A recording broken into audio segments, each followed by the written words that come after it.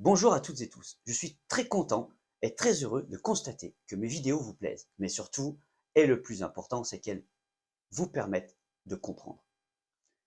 Aujourd'hui, nous allons parler du chariot gerbeur à conducteur accompagnant, le chariot que vous avez dans vos réserves et que dans nos magasins nous servons quasiment le plus souvent.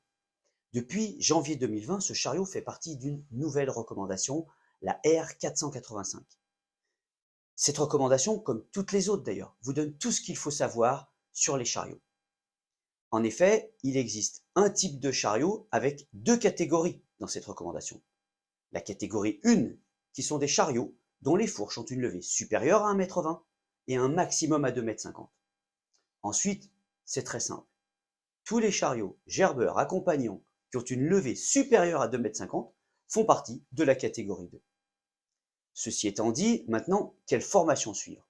C'est souvent la question qu'on nous pose. Il existe plusieurs possibilités. La première, vous la connaissez tous, c'est de faire appel à un centre de formation qui est référencé par Carrefour. La seconde est de faire une formation adéquate en interne. Souvenez-vous, la formation adéquate, nous avons parlé longuement dans les vidéos précédentes.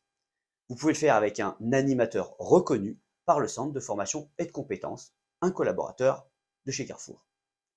Chaque formation détient un numéro de thème. Rapprochez-vous de votre centre de formation qui va vous guider. Ensuite, la question que souvent revient à nos oreilles, doit-on obligatoirement passer un CACES sur ce type de chariot? Eh bien non, car si je m'appuie sur la note interne qui a été émise par la Direction Prévention Santé en mars 2022, elle stipule qu'une formation adéquate suffit. Maintenant, si vous souhaitez aller plus loin et que vous désirez faire passer le CACES, vous le pouvez. C'est vous qui décidez sur ce point. Tout est prévu dans notre outil Jeff. Et si toutefois vous décidez de le faire, je vous donne un petit conseil.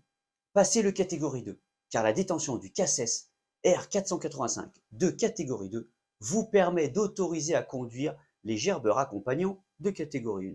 Vous serez tranquille. Voilà, je vous ai tout dit.